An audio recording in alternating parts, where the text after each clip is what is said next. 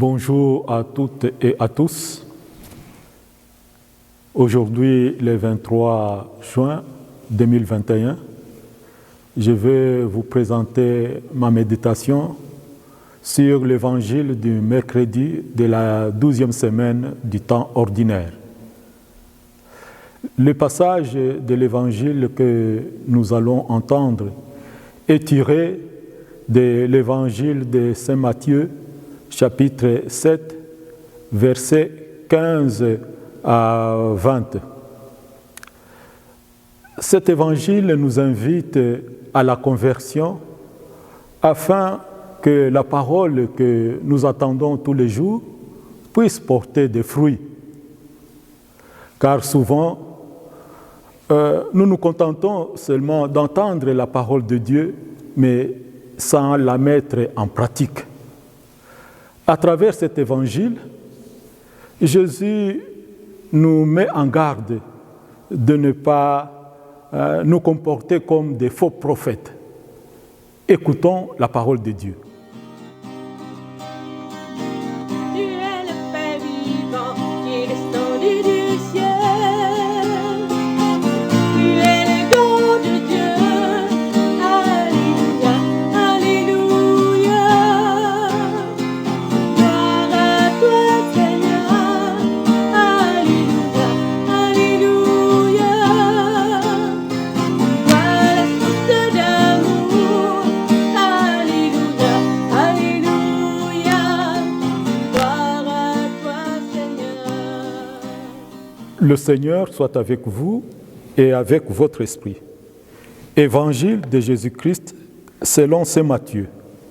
Gloire à toi, Seigneur.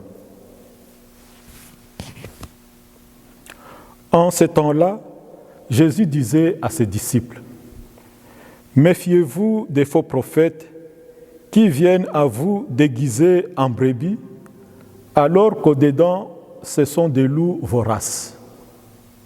C'est à leurs fruits que vous les reconnaîtrez. Va-t-on cueillir du raisin sur des épines ou des figues sur des chardons? C'est ainsi que tout arbre bon donne de beaux fruits et que l'arbre qui pourrit donne des fruits mauvais. Un arbre bon ne peut pas donner des fruits mauvais, ni un arbre qui pourrit donner de beaux fruits. Tout arbre qui ne donne pas de beaux fruits est coupé et jeté au feu.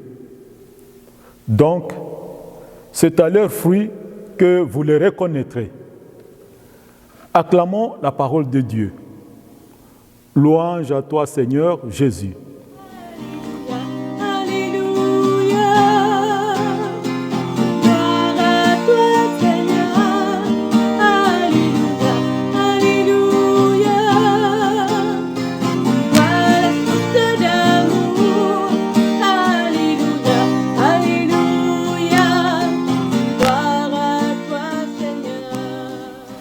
Dans l'évangile que nous venons d'entendre, Jésus dit, « Méfiez-vous des faux prophètes qui viennent à vous déguisés en brebis, alors qu'au-dedans, ce sont des loups voraces. » Les prophètes sont non seulement des porte-paroles de Dieu, mais aussi ils mettent en pratique la parole qu'ils annoncent. Nous connaissons bien les prophètes de l'Ancien Testament. Mais aujourd'hui, qui sont les prophètes? Comme vous le savez, les baptisés participent à la triple fonction de Jésus-Christ, prêtre, prophète et roi. Baptisés, nous sommes tous et toutes des prophètes. Toutefois, au lieu d'être des prophètes, nous pouvons devenir des faux prophètes. Pour Jésus, les faux prophètes sont des loups. Nous connaissons les caractéristiques du loup. c'est un animal sauvage. C'est un animal, il peut dire, qui est ennemi de la brebis, car les loups sont là pour dévorer les brebis. En tout cas, la présence du loup parmi les brebis n'est pas là pour leur bonheur.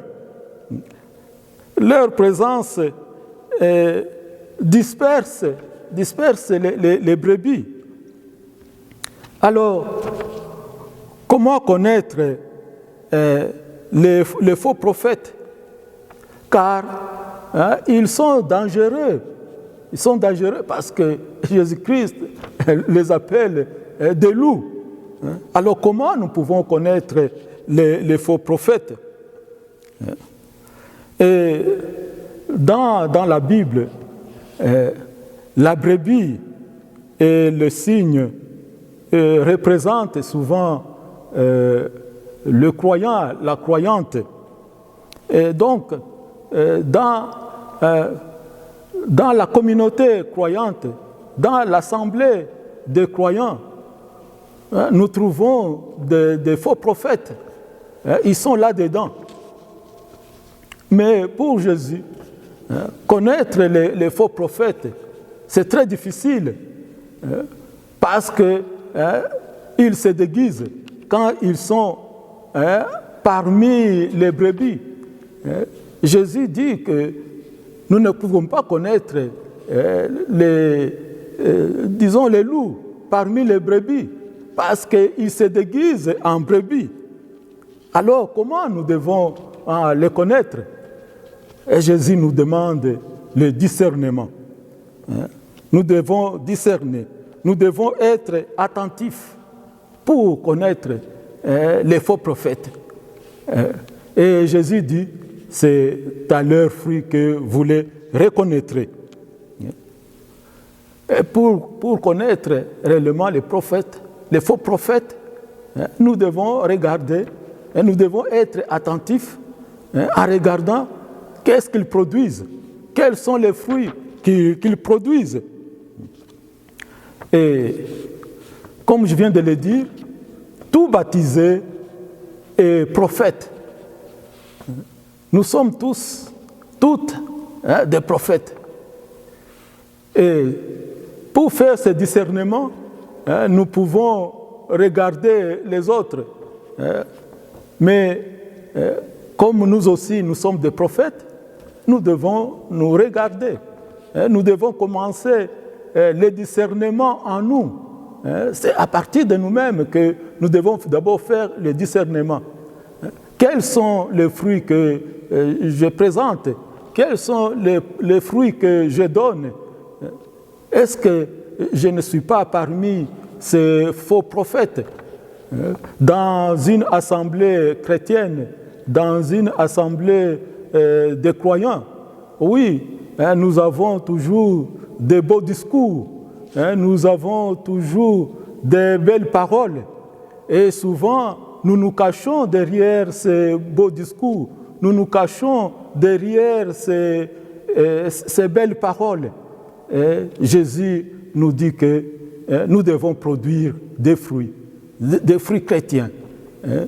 Nous ne devons pas nous cacher derrière les paroles, mais nous devons, nos paroles doivent produire des fruits.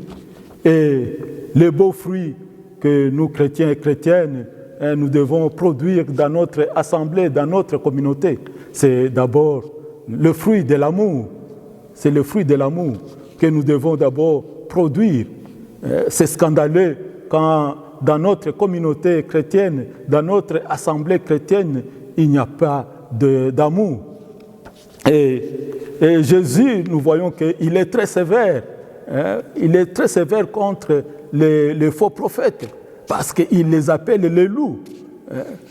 Ils sont des loups. Et nous connaissons aussi la parabole où Jésus avait maudit le figuier parce qu'il ne portait pas de fruits. Et Jésus dit encore que l'arbre qui ne porte pas de fruits doit être jeté au feu. doit être jeté au feu. Nous voyons que réellement, et Jésus est sévère si nous ne produisons pas des fruits chrétiens. Et donc la parole que nous attendons tous les jours doit porter des fruits. Nous devons donc pratiquer la parole que nous attendons. Nous allons demander au Seigneur cette grâce pour que réellement il puisse nous donner la grâce que la parole que nous attendons ne puisse pas être une parole qui ne produit pas. Ça doit être une parole qui donne réellement de beaux fruits dans notre communauté chrétienne. Amen.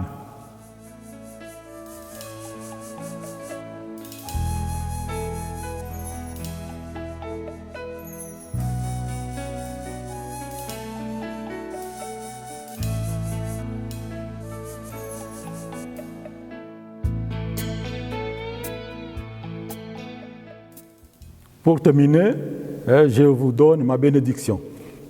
Le Seigneur soit avec vous et avec votre esprit.